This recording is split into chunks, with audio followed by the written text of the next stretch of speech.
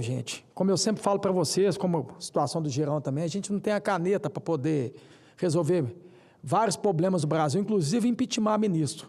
Mas eu tenho a minha boca aqui para poder sempre mostrar a verdade para vocês aqui. Eu queria mostrar aqui porque ele não virou mais ministro, né, o ministro Alexandre, ele virou o rei Alexandre. Porque o cameraman, dá um zoom aqui, eu fiz questão de imprimir essas fotos aqui, ele está fazendo até foto de book agora, gente, o rei Alexandre, olha aqui para vocês verem, olha que lindo. É isso aqui que dá poder demais a uma pessoa só. Poder demais para uma pessoa só, isso aqui, o cameraman, se puder dar um zoom para a população brasileira ver, né, tá aqui, ó. Pode dar. O problema aqui é eu, viu, cameraman, não tem medo não. Pode dar o zoom aqui, ó. Tem mais, tá, gente? Olha aqui que foto linda, que coisa maravilhosa. Agora é o rei Alexandre, ó. Tá fazendo book. E eu vou fazer todo um contexto por que eu estou mostrando isso aqui, né? Do rei Alexandre. Olha essa aqui, gente. Isso aqui tinha que ir para...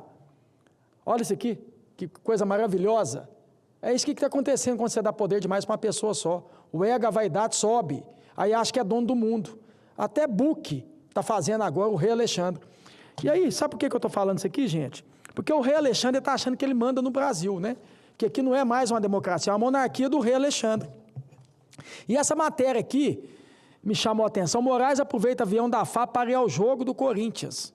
Aí sabe o que a PGR fez? A PGR simplesmente pegou e arquivou, não quis nem fazer uma investigação em cima disso aqui. Olha o que virou o Brasil isso aqui, gente. Ele pegar um avião da FAB aqui para poder ir no jogo do Corinthians. Para poder ir no jogo do Corinthians. E você acha que eu vou ficar calado? Eu não vou ficar calado. Como eu falei, eu tenho poder de decisão, tenho caneta não, mas eu tenho minha boca para poder mostrar isso para a população brasileira. Porque isso aqui ainda é uma democracia. Isso aqui não tem rei que manda no país, como ele está achando que manda no país, faz o que bem entender, não. Você sai da sua casa para ir no jogo, você tem esse benefício de um avião da FAP para poder ir no jogo? Não, você tem que pegar o metrô, você tem que pegar um ônibus, você tem que pegar um Uber, um táxi, tem que pagar do seu bolso. Mas o rei Alexandre não. Isso precisa acabar no país, gente. E quantas vezes eu precisar de mostrar isso aqui, eu vou mostrar. Outra situação também, que eu tenho a boca para poder mostrar, e eu não vou ficar calado, venham me calar. Vocês têm que dar um jeito de vir me calar. Mas me calar não vai não. Queria mostrar isso aqui, presidente, que você também sabe disso aqui que está acontecendo. BRB, Banco Estatal de Brasília, compra fatia do Banco Master, em negócio estimado em 2 bilhões. Quer dizer, BRB, o Banco Estatal, comprou, né, uma fatia do Banco Master. Aí vem a moral da história. O Banco Master, esse banco, né, que o BRB, esse Banco Estatal, comprou a fatia do Banco Master, contratou a mulher do ministro Alexandre de Moraes. Agora, só para vocês entenderem o que acontece, esse Banco Master aqui tem algumas ações para ser julgadas no STF. No STF. Aí o que acontece? Sabe quem que é o relator? O Gilmar Mendes, que é o relator. Isso aqui é uma imoralidade. E eu vou ficar calado vendo isso aqui? Não vou ficar calado, presidente. Não vou ficar calado.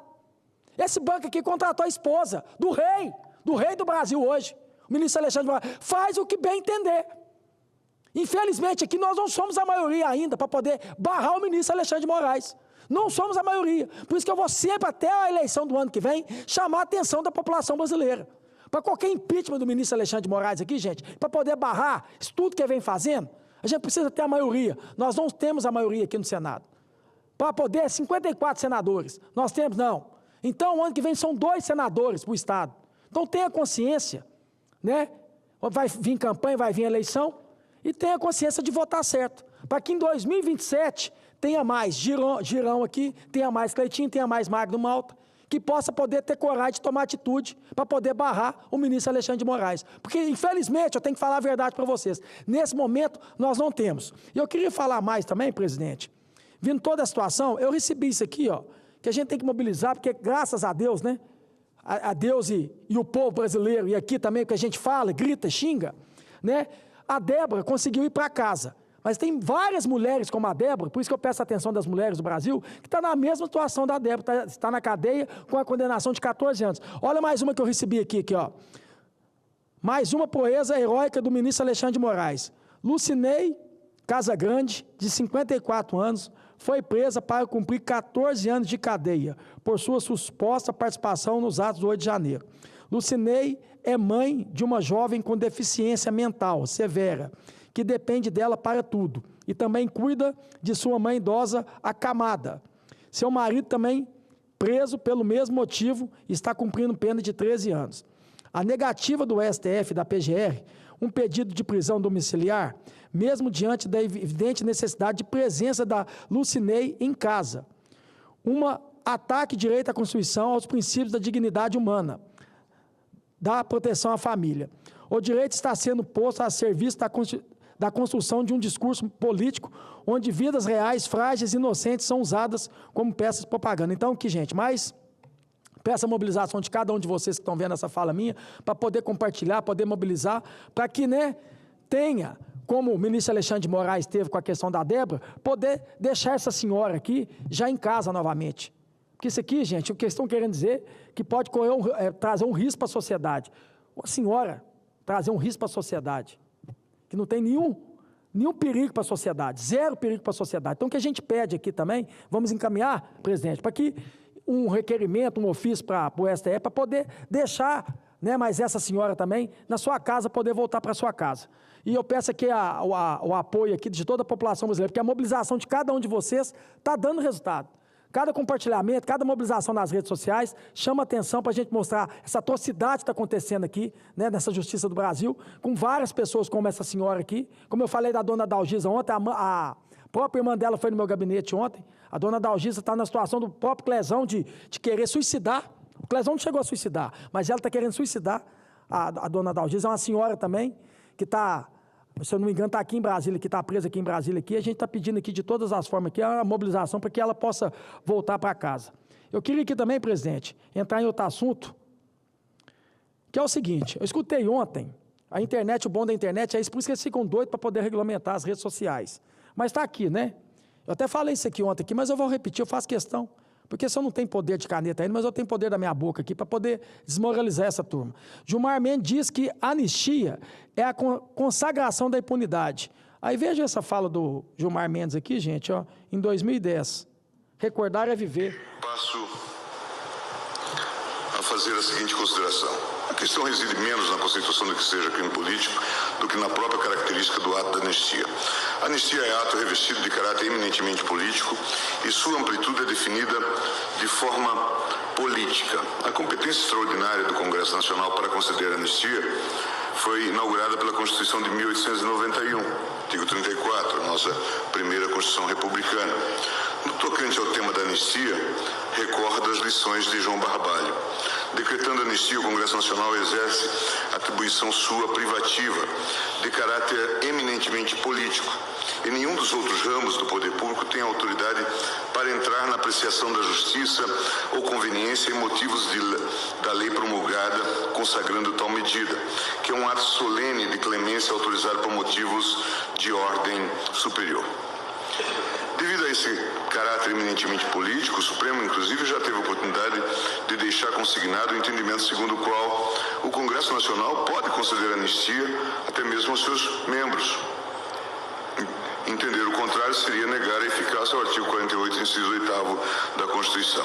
Assim ocorreu no julgamento da ADIM 2306, da relatoria da ministra Ellen Grace, no qual foi reafirmada a competência do Congresso para conceder anistia, inclusive, aos próprios parlamentares. Cite-se ainda, no mesmo sentido, o julgamento da ADIM 1231. Não obstante todas essas considerações que já indicam o desacerto das teses levantadas pela requerente, o ponto fundamental a ser considerado é o fato de que a anistia ampla, geral e restrita, ou, como a ministra Carmen ressaltou, ampla e geral, mas não irrestrita, representa o resultado de um compromisso constitucional que tornou possível a própria fundação e a construção da ordem constitucional de 1988. Eu faço então uma série de considerações. Ontem, após o voto do ministro Eros Grau, chamava a atenção o ministro Marco Aurélio para a peculiaridade do movimento que levou ao processo de anistia e posteriormente a esse nosso... Resumindo, né, está aqui confirmando que a anistia é um caráter político, é de competência aqui do Congresso Nacional. E Vossa Excelência dando entrevista aqui, dizendo, né, falando asneira novamente. Ministro Gilmar Mendes, com todo respeito a Vossa Excelência, toma cuidado do seu mandato aí. fica no seu mandato, deixa que aqui a gente resolve. Para de achar que você é político, o ministro Alexandre de Moraes é político. Pelo contrário, quem somos políticos somos nós aqui, inclusive interferindo, como o próprio Magno Malta disse aqui, né, fazendo pressão em cima do Hugo Mota, que é presidente da Câmara, para que não possa colocar anistia para ser votada. Então, cuida aí do Supremo, né? Cuida do STF, que aqui nós cuidamos da nossa competência. Não é da competência de vocês. Vocês não são políticos. Vocês não têm que ficar dando palpite, o pitaco, no que é competência nossa aqui, não. E eu canso de falar, eu sou muito democrático. Aqui eu respeito quem é contra o parlamentar, que é contra a anistia. Só que o plenário tem que ser soberano. Quem tem que decidir aqui somos nós. É lá na Câmara, lá, e depois vir para cá, e cada senador e cada deputado vota com a sua consciência, conforme tem que votar. Eu já me posicionei aqui publicamente, estou falando novamente, a gente precisa virar esse jogo, virar essa página, tem tanta coisa para o Brasil para a gente resolver. Aí eu até falo, sabe, por exemplo, porque fala assim, Cleitinho, mas tem mais prioridade, que dia que a anistia seria uma prioridade? Ela não deveria ser prioridade, porque essas pessoas não deveriam estar presas com condenação de 14 anos, é simples. Já poderia ter resolvido isso, muitas dessas pessoas deviam estar em casa. Então, a gente não estava discutindo isso aqui, não. Como é a injustiça do tamanho do mundo, essa situação, por isso que a gente está falando isso aqui sempre. Porque a gente está falando de idoso, de idosa, de pessoas que nunca cometeu nenhum crime, que não tem risco nenhum para a sociedade estiver livre. Quem tem risco para a sociedade aqui é alguns, como Sérgio Cabral, como Eduardo Cunha, que quer voltar para a cena do crime, quer voltar a ser político. Esse sim traz risco para a sociedade. Porque isso aqui, gente, esse aí que eu estou falando, desviou dinheiro público. O Sérgio Cabral chegou a desviar 300 milhões da saúde. Quantas pessoas morreram na fila do hospital? Quantas pessoas morreram esperando um remédio, um medicamento? Por causa de um canalha como esse, que quer voltar para a cena do crime. Esse sim traz risco para a sociedade. E esses querem voltar para a cena do crime. Essas pessoas que estão presas hoje pela questão do dia 8, não traz risco nenhum para a sociedade. Então, a gente não precisa nem estar discutindo isso. O que eu quero dizer é o seguinte, vote rápido, tem tantas pautas para a gente votar. Eu já falei aqui, tem a questão do imposto de renda de 5 mil para isentar quem ganha. Eu sou favorável, eu quero votar. É isso que a gente precisa debater aqui, é melhorar a qualidade de vida da população brasileira. Mas agora entra uma anistia que não deveria estar aqui, porque essas pessoas que estão lá não deveriam estar presas. É simples. Então, pare de dar pitaco, ministro Alexandre de Moraes, Gilmar Mendes. Isso não é de competência de vocês, com todo respeito à vossa excelência. Isso é competência nossa. E você mesmo aqui em 2010, aqui, discutindo, falando o que eu estou falando aqui. Pressionando um presidente da Câmara, gente, que foi eleito pelo povo e eleito pelos deputados. O que está virando o Congresso Nacional, gente? Ficando de joelho. E olha que eu cheguei agora, viu? Não tem mestrado, não tem doutorado. O que eu tenho aqui, gente, é coragem. O que me sobra é coragem. E graças a Deus, honestidade. Tem muita. Não devo nada, não sei para Deus. Quando eu vou acertar com ele em casa, lá no quarto, lá trancado lá. Com ele eu tenho medo, da mão pesada dele e do povo, que me elegeu.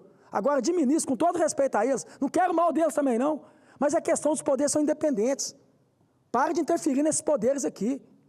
Isso aqui é uma competência nossa, a questão da anistia. E vote isso logo para acabar essa novela. E eu, como eu disse aqui, vou respeitar cada deputado, cada senador que pensar o contrário. O plenário é soberano. É nós que temos que decidir isso aqui, para virar essa página aqui, a gente poder resolver os problemas do Brasil aqui. Como eu estou falando aqui do imposto de renda de 5 mil, quantas pessoas serão beneficiadas? Mais de 10 milhões de pessoas. E é isso e sabe por quê? Porque aí, a gente está aqui debatendo a questão da anistia, e os ministros interferindo, e aí vem um projeto ontem lá de regime de urgência, lá na Câmara, que vai vir para cá, que está aumentando 160 cargos comissionados para o STF. No impacto vai dar de 22 milhões de reais. E aí entra como regime de urgência. Isso, eu pergunto para a população brasileira, isso é prioridade para o Brasil? Isso é prioridade para o Brasil? É prioridade só para o STF. Quem ganha com isso? O povo brasileiro ganha alguma coisa com isso? Ganha nada. Quem vai ganhar com isso? O STF. Então, prioridades que a gente deveria estar debatendo aqui, que realmente resolva o problema do país, a gente não está debatendo. Aí vem ontem, para a Câmara, como regime de urgência, foi aprovado e agora vai estar aqui no Senado. E eu já estou me posicionando aqui. Vou votar contra e vou fazer campanha contra. Chega de dar despesa para o povo, gente. A gente está precisando de cortar. Precisando de cortar gasto. E não tem que cortar mais do povo, não. O povo não tem culpa de mais nada, não. Tem que cortar a mesa dos 3 poderes. A gente votar aqui para acabar com os super salários, dar um fim nos super salários. Sou totalmente a favor. Inclusive, a compensação, tem várias compensações, porque sempre quando vem alguma coisa para beneficiar o povo, aí tem que ter o questionamento de compensação. Eu já falei, a compensação tem que vir de penduricalho. Eu mostrei ontem para vocês aqui, tem juiz, promotores ganhando aí R$800 mil.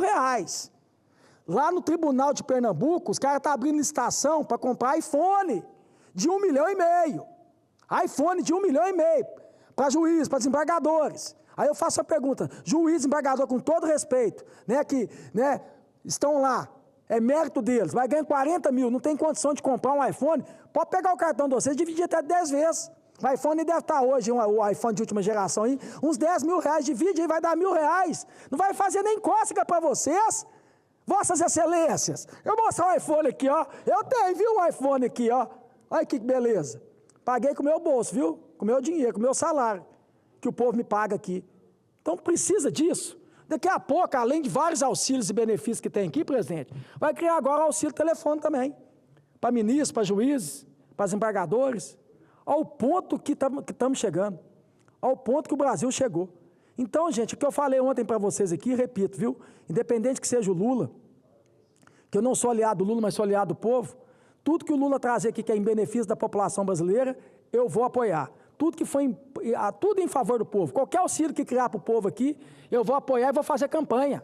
Vou fazer campanha. Enquanto eu ver aberrações como essa que eu estou vendo aqui, mostrando para vocês aqui, lugares aí pagando promotores e juízes aí, os 3 poderes, R$800 mil de penduricalho, abrindo estação para iPhone para R$1,5 milhão para poder comprar para as vossas excelências, tudo que for aqui, auxílio gás, Bolsa Família, o que criar para o povo aqui, eu vou votar a favor e vou fazer campanha e vou apoiar, independente que seja o Lula. Como eu falei, sou oposição dele, mas não sou oposição do Brasil. Se tem para os 3 poderes, meus amigos, se tem para nós aqui, né, para os políticos, para os juízes, para o STF, para o Executivo, tem que ter para o povo. Então, o que eu finalizo a minha fala dizendo para vocês aqui, viu, ministro Gilmar Mendes?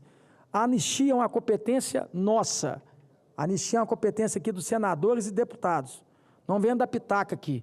Cuida do seu mandato aí, cuida do STF aqui, que aqui do Congresso Nacional, que os senadores que foram eleitos pelo povo, vai cuidar aqui e vai resolver. Viu? Muito obrigado, senhor presidente.